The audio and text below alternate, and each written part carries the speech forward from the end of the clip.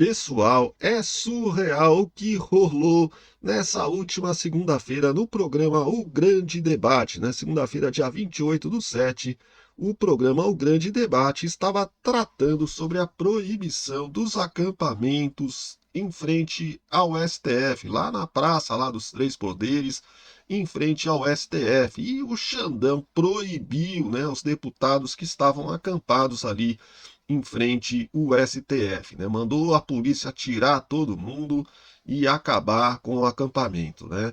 E aí o Caio Coppola ironizou de uma forma magistral todas as atitudes aí que o ministro Alexandre de Moraes vem tomando, né? Foi muito sensacional. Vocês vão assistir aqui, vamos assistir juntos, vocês vão gostar. Enquanto isso, o Cardozão, né, o José Eduardo Cardoso, tentava ali subverter as leis para tentar passar pano para o Alexandre de Moraes.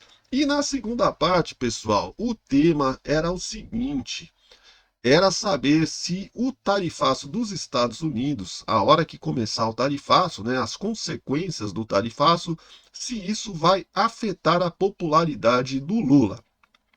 É lógico que o Cardozão tentou dizer que não, né? Ninguém esperava nada diferente do Cardozão, né? Mas o Caio Coppola foi também fantástico e mostrou que com certeza a popularidade do presidente Lula vai ser bastante afetada na medida em que as consequências chegarem. E outro detalhe, né, na primeira parte do debate ali, o Caio Coppola mostrou também que o impeachment do ministro Alexandre de Moraes pode estar chegando, já que a própria mídia vem tratando o assunto de forma diferente do que tratava antes, né? Então foi muito bacana esse programa. Vamos assistir junto, pessoal. Só não esquece de deixar o seu like aí, se inscrever no canal, acionar o sininho das notificações e deixar o seu comentário. O castigo do Xandão parece que está chegando, né? Além da lei Magnitsky, a possibilidade do impeachment também vem chegando. Vamos assistir aqui, pessoal.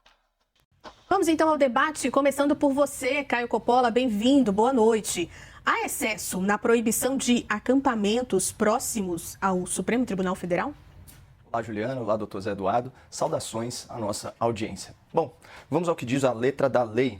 Artigo 5º, inciso 16 da Constituição Federal. Todos podem reunir-se pacificamente, sem armas, em locais abertos ao público, independentemente de autorização. Parágrafo imaginário. Exceto se o ministro Alexandre de Moraes não quiser protestos perto do seu ambiente de trabalho. Vejam, a lei brasileira é muito clara, mas, como sempre nos ensina aqui o doutor Zé Eduardo, todo direito é relativo. Nem toda manifestação política está proibida. Basta ler o noticiário. Manchete do site Poder 360. Lula e autoridades vão à Praça dos Três Poderes em ato do 8 de janeiro. E reparem bem, entre as autoridades presentes estava, justamente, o doutor Alexandre de Moraes. Isso comprova, sem a menor sombra de dúvida, que o ministro não é autoritário, como dizem por aí. Ele é apenas seletivo. Certas manifestações ele releva, outras não. Certas matérias ele permite, outras não. Certas opiniões ele tolera, outras não. E por que isso? Porque está na Constituição, pessoal. Artigo 220, parágrafo 2º. É vedada toda e qualquer censura de natureza política e ideológica, exceto a censura imposta por Alexandre de Moraes. Está escrito. É como essa última notícia agora, né? Uma coisa é um advogado de renome que já defendeu grandes corruptos e, portanto, é íntimo da corte, circular pelas dependências do Supremo vestindo bermudas. Isso é normal. Outra coisa completamente diferente é um militar condecorado, presumidamente inocente, achar que pode usar o seu uniforme das Forças Armadas durante um interrogatório. Só falta cantar o hino e rezar o Pai Nosso. Não tem cabimento. Então as pessoas reclamam muito de supostos excessos, de penas excessivas. Olha aqui esse editorial do Estadão. Isso não é justiça. Moraes condena uma cidadã que nem sequer deveria ter sido julgada pelo STF a 14 anos de prisão por causa de uma pichação com batom num flagrante exagero que desmoraliza o judiciário. Exagera essa matéria. Afinal de contas, a gente que conhece a lei e que conhece o Alexandre já sabe. Certas pessoas ele prende, outras não. O ministro-chefe do Gabinete de Segurança Institucional do Lula, que voluntariamente abriu as portas do palácio para aqueles manifestantes, para os vândalos do 8 de janeiro, ele não foi nem investigado.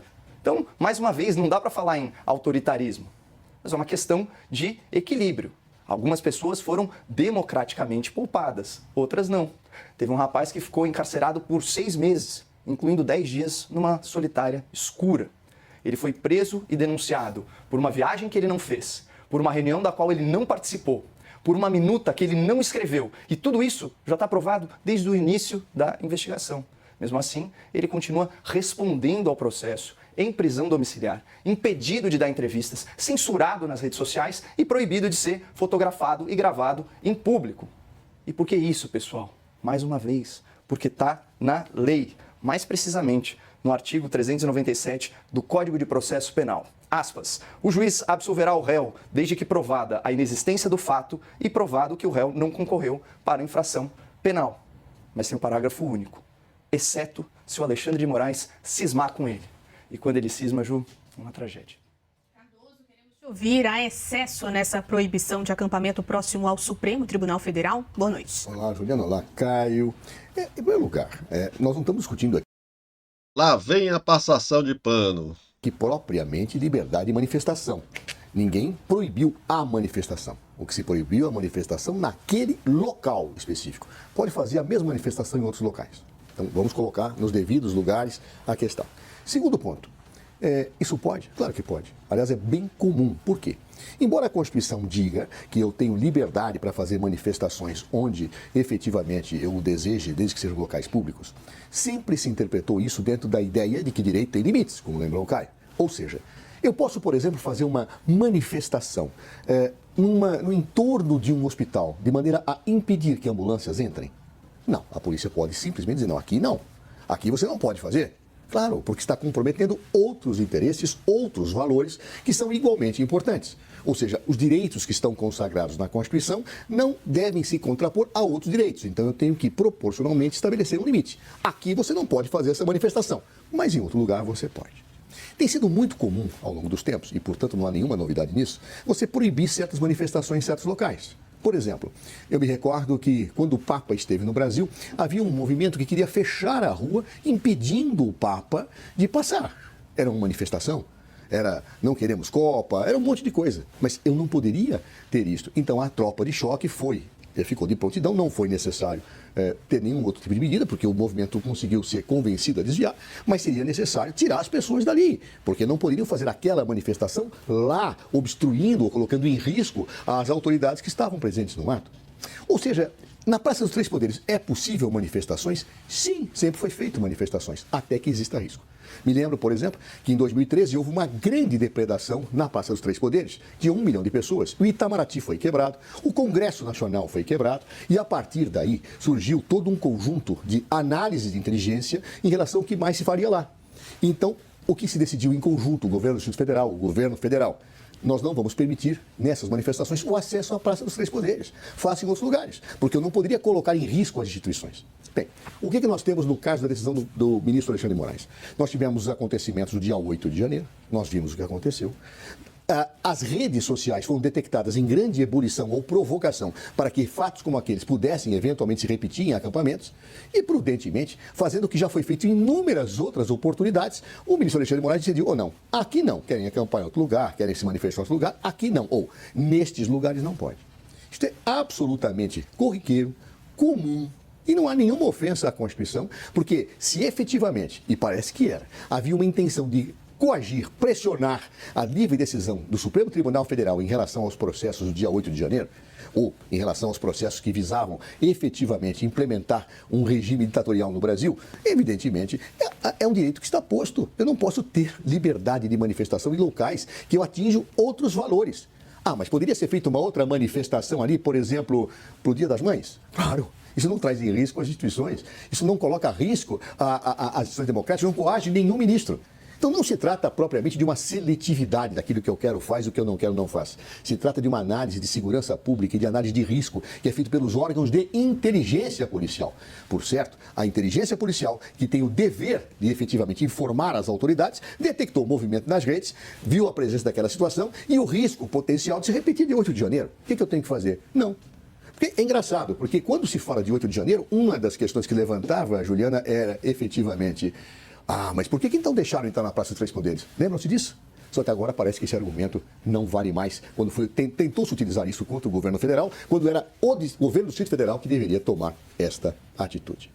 Trazer um outro ponto aqui, Caio. No Congresso, a oposição quer prioridade, já pressiona para o andamento da PEC que limita decisões monocráticas de ministros da Suprema Corte.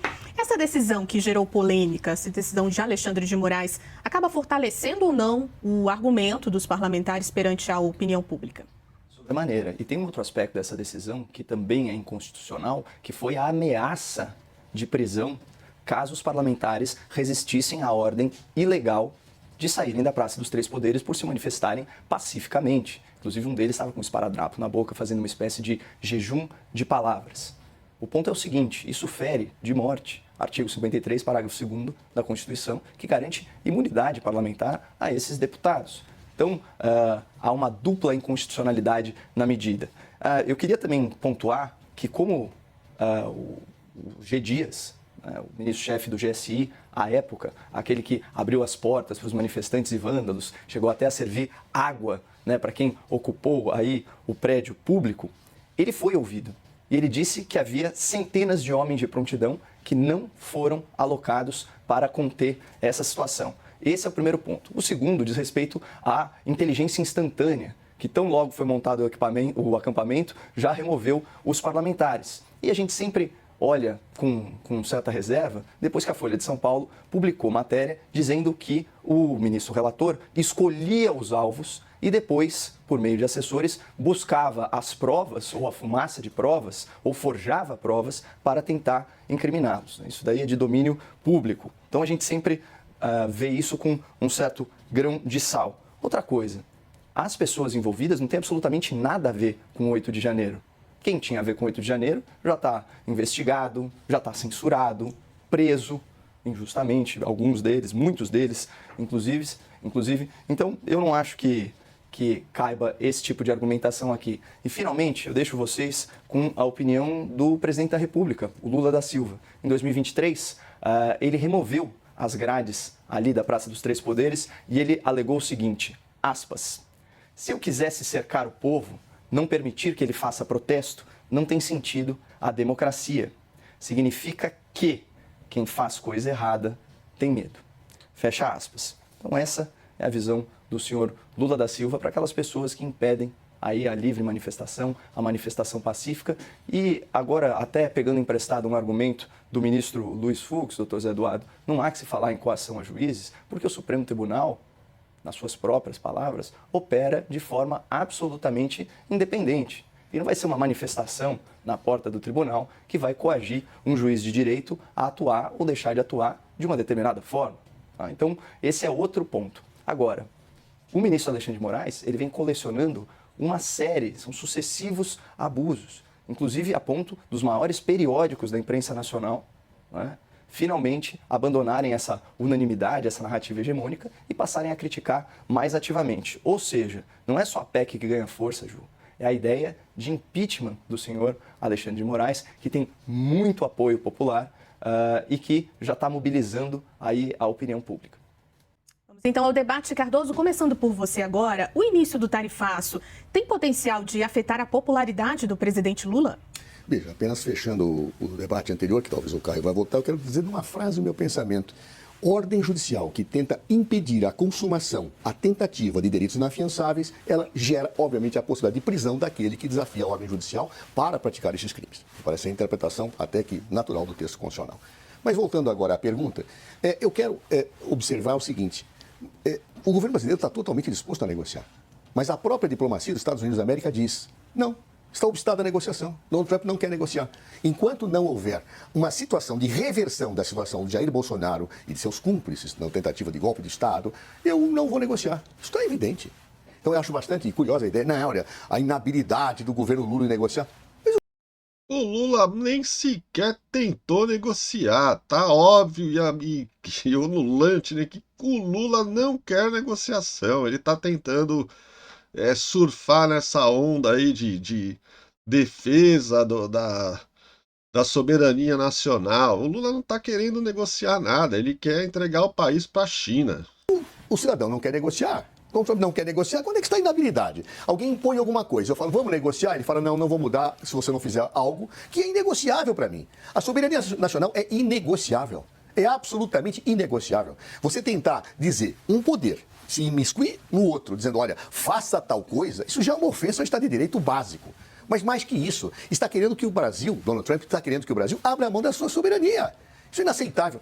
É aquela visão tacanha, colonialista, que nós já nos livramos desde 7 de setembro de 1822.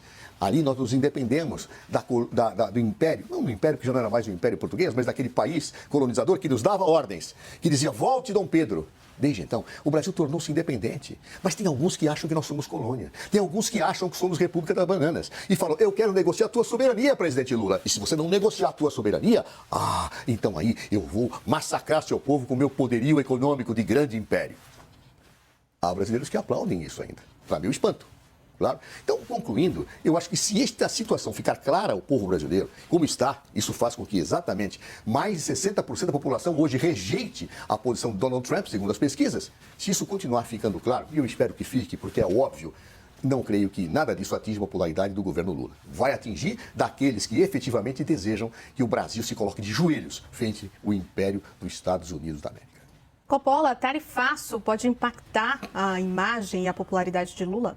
Naturalmente, daí a preocupação e daí esse debate. É só registrar que é com muita tristeza que eu ouvi aqui que protestar contra perseguições judiciais e em nome da democracia se tornou crime inafiançável no Brasil.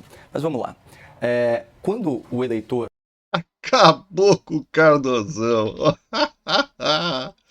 olha para o mundo, certo? Ele vê que os novos tigres asiáticos, portanto, Indonésia, Filipinas, qual outro país... que estava também, agora me fugiu a cabeça, mas ele pega também a União Europeia, suas dezenas de países, o caso da Argentina, nosso país vizinho, conseguiu uma negociação muito favorável, o Japão. Então, grandes blocos econômicos que têm sim os seus antagonismos, como os Estados Unidos da América, já negociaram as suas tarifas de uma forma favorável. Nós estamos para trás dessa fila. E o presidente Lula coleciona uma série de bravatas, não apenas em relação aos Estados Unidos da América, ao dólar, mas ao próprio Donald Trump. Ele se referiu a ele como uma nova forma de nazismo. Então é natural que exista uma animosidade. E o que era de se imaginar é que o presidente fosse abrir canais comerciais de diálogo. E o que nós percebemos aí com a eclosão dessa crise é que o governo brasileiro não conversava com o nosso segundo maior parceiro comercial. E as pessoas perceberam isso. Não adianta querer botar a culpa nos Estados Unidos da América, que estão simplesmente brigando pelos seus interesses soberanos. Não é do interesse dos Estados Unidos da América que exista um país aqui no Cone Sul, uma das 10 maiores economias do mundo, atacando o dólar, dando apoio militar ou subsidiando economicamente países que estão em guerra, como Irã e Rússia, inclusive com oposição dos Estados Unidos. Então, é elementar. Você trata aliados, Ju, como aliados, e você trata adversários como adversários. O Lula quer se colocar como um adversário e ter o privilégio do aliado. As pessoas vão ter muita facilidade de entender isso e colocar a responsabilidade aonde ela pertence. Quem já negociou, só para a gente finalizar, União Europeia, Japão, Indonésia, Filipinas, Vietnã e Reino Unido. Esse que eu esqueci. Obrigado. Aí, né, pessoal, tá aí a prova de que quando o governo quer negociar, consegue negociar. É que o Lula não fez nada para negociar, pelo contrário, ele só ficou fazendo bravata, só ficou fazendo críticas ao presidente Donald Trump, né? Provocando ainda mais, né, a relação que já é difícil. Desde antes da eleição do Donald Trump, o Lula já vinha provocando e gerando aí conflito entre Brasil e Estados Unidos, né? Então, na minha opinião, o Lula tem um plano, e o plano é entregar o Brasil para a China, né? Ele quer substituir os Estados Unidos pela China e negociar somente com a China, somente com esse bloco de países ditatoriais, China, Rússia, Irã, Coreia do Norte, né? Todos esses países considerados ditaduras, né? Autoritários e comunistas. Então, não tem muito o que fazer, né? Parece que não vai ter jeito mesmo, não vai sair nenhum acordo, né? Enquanto nós tivemos essa postura aí do governo Lula e principalmente também todas as irregularidades que vêm sendo cometidas aí pelo STF. Tanto é que já há informações aí, a própria CNN, através do Lorival Santana, que é o seu correspondente internacional, já afirmou que essa semana mesmo deve começar a sair a lei Magnitsky para alguns ministros do STF e provavelmente para o ministro Alexandre de Moraes.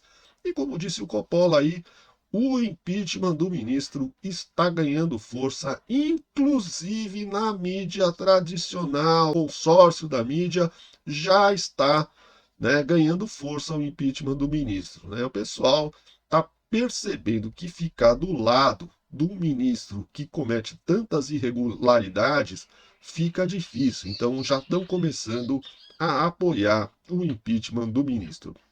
Então é isso, pessoal. Eu fico só pensando como deve ser difícil ser petista, ainda mais fanático aí como o Cardozão, né?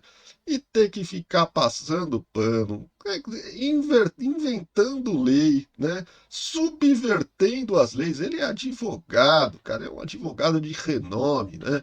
Ele foi até defendeu a Dilma no processo de impeachment. E o cara ter que ficar subvertendo as leis para tentar passar pano para o Xandão, só porque o Xandão agora está do lado do governo Lula.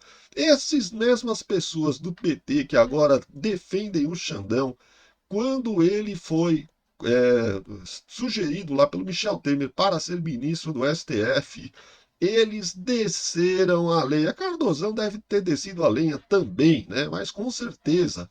Gleisi Hoffmann, Lindbergh Farias, aquele outro baixinho, como é que ele chama? Esqueci o nome agora. Bom, não importa. Toda a maioria dos petistas desceram a lenha no Alexandre de Moraes quando ele foi indicado para o STF. Agora estão aí com esse namoro, né? Com essa paixão aí com o Xandão, né? Como se ele fosse o grande herói da nação brasileira, né? É ridículo. Pessoal, deixa o seu like aí, se inscreve no canal, aciona o sininho das notificações para receber novos conteúdos e também deixa o seu comentário. O que você acha? Xandão vai ser impeachmentado? Xandão vai sofrer as consequências da lei Magnitsky? Deixa aí nos comentários a sua opinião. Valeu? Um grande abraço, fiquem com Deus e tudo de bom.